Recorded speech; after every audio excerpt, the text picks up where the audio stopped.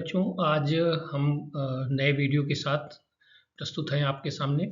आज हम विज्ञान के कुछ महत्वपूर्ण प्रश्नों को सीखेंगे, जानेंगे उसके बारे में। तो आइए हम लोग शुरू करते हैं। और पहला प्रश्न ये आपके सामने रहा। ऑक्साइड के रूप में पाई जाने वाली धातुएं। धातुओं के बारे में हम लोगों ने पढ़ चुके हैं कि धातु क्या है, अधातु क्या है।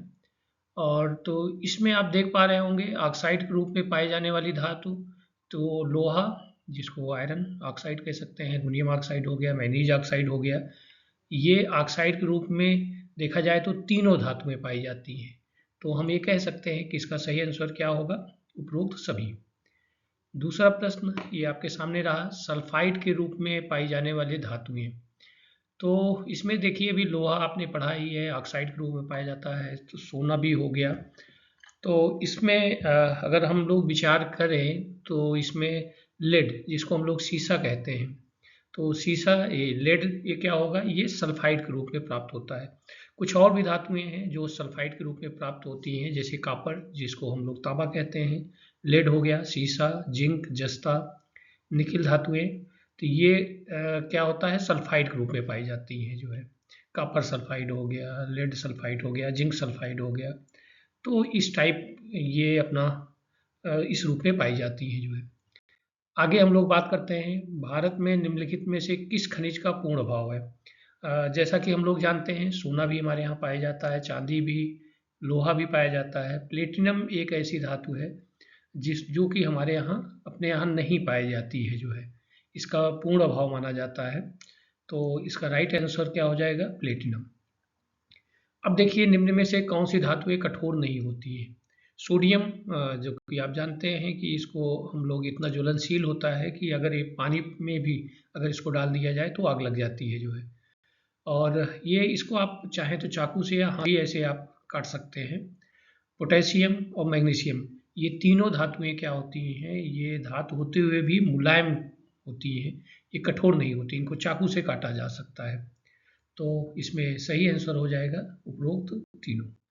आगे बात करते हैं, आघातवर्धनीयता का गुण सबसे कम किसमें होता है। आघातवर्धनीयता मतलब आघात पहुंचाने पर जो धातुएं चादर के रूप में परिवर्तित हो जाती हैं, वो क्या कहलाती है, आघातवर्धनीयता गुण कहलाता है। तो इसमें देख रहे हैं, ये तांबा, ये भी हम लोग अगर पीटे तो ये फैलता है, जो है। चांदी भी, सोना ऑलरेडी आप देख रहे हैं, आभूषण बनते हैं। तो इसमें जिंक ऐसी धातु है जो कि इसमें आघातवर्धनीयता का गुण कम पाया जाता है। अब देखिए आगे, निम्नलिखित में से किसमें धातु और अधातु दोनों के गुण पाए जाते हैं। धातु आप समझ रहे हैं कि धातुएं हैं जो इलेक्ट्रॉन त्यागने का गुण रखती हैं, त्याग करके जो है, और धनायन बनाने की प्रवृत्ति रखती हैं। और अधातु में क्या है कि वो इलेक्ट्रॉन ग्रहण करने की प्रवृत्ति होती है, इलेक्ट्रॉन ग्रहण करके ऋणायन बनाने की प्रवृत्ति रखती है, जो है।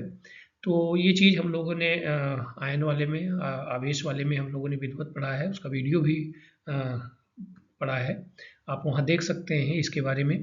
तो यहाँ जर्मेनियम, आर्सेनिक, एंटीमनी, ये तीनों धातु हैं जो धातु और अधातु दोनों का गुण पाया जाता है, यानी हम कह सकते हैं कि इसमें उपरोक्त सभी होंगे। पीतल में अयोई धातु होता है। पीतल क्या है, एक मिश्र धातु है, यानी दो धातुओं से मिलकर बनी होती है, दो या दो से अधिक धातुओं से होता है। तो इसमें अब आप कह सकते हैं कि पहला है तांबा जस्ता, तांबा टिन, सीसा टिन, लोहा, क्रोमियम और निकिल। तो यहाँ हम लास्ट में बात करें, लोहा, क्रोमियम और निकिल, इससे बनता है स्टेनलेस स्टील। सीसा और टिन से बनता है सोल्डर, जो आयरन सोल्डर होता है, जिससे विद्युत के तारों को जोड़ा जाता है। और तांबा टिन है, इससे कांसे का निर्माण होता है। तो हमारा राइट आंसर हो जाएगा पहला, इसमें, जिसको कि हम ये इसका राइट आंसर हो जाएगा। अब अगले प्रश्न पे आते हैं कि सोने के आभूषण बनाने के लिए क्या मिलाया जाता है। आप देखते होंगे कि सोना को थोड़ा सा मजबूत बनाने के लिए, हमारे आभूषण टूटे ना, तो उसमें थोड़ा सा मिलावट की जाती है। तो इसमें पीतल चूँकि मिश्र धातु है, एल्युमिनियम काफ़ी मुलायम होता है, वो भी, जस्ता भी। तो इसमें हम लोग क्या मिलाते हैं, तांबा मिलाते हैं। तो यानी सोने के आभूषण बनाने के लिए हम लोग कौन सी धातु मिलाते हैं, तांबा। ये अक्सर पूछा जाता है, इंपॉर्टेंट क्वेश्चन है।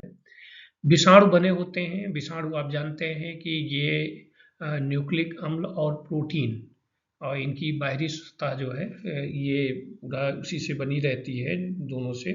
और ये निष्क्रिय अवस्था में रहते हैं। जैसे ही जीवित कोशिका पाते हैं तुरंत ये एक्टिव हो जाते हैं, जैसा कि आज देखे रहे होंगे कोरोना काल में।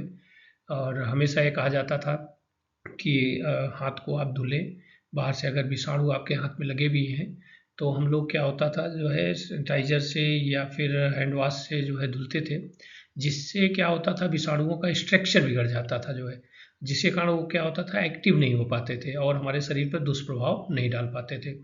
तो विषाणु बने होते हैं न्यूक्लिक अम्ल और प्रोटीन से। अगला प्रश्न है विषाणु होते हैं। अभी भी हम लोग ने बात किया कि स्वपोषी पूर्ण परजीवी। तो आपको ध्यान होना चाहिए विषाणु पूर्णतया ये जो है पूर्ण परजीवी होते हैं। ये जीवित कोशिका पे जैसे ही जीवित कोशिका के संपर्क में आते हैं तुरंत ये एक्टिव होते हैं और अपना वृद्धि करना शुरू कर देते हैं। तो यानी इसमें ऑप्शन होगा पूर्ण परजीवी। आगे बात करते हैं विषाणु को जनन के लिए आवश्यक होती है, जाहिर सी बात है अभी भी हम लोग बात कर रहे हैं। इसका राइट आंसर हो जाएगा जीवित कोशिका।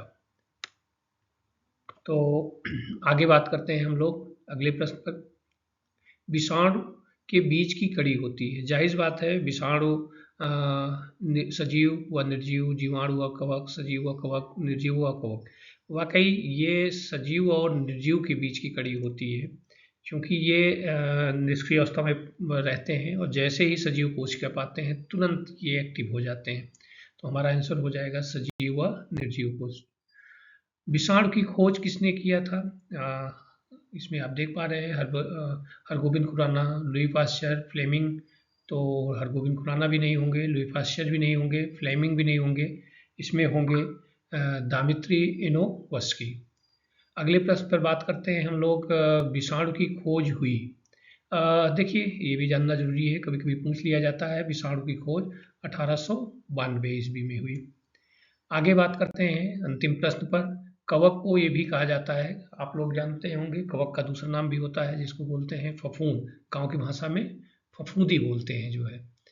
तो थैंक यू।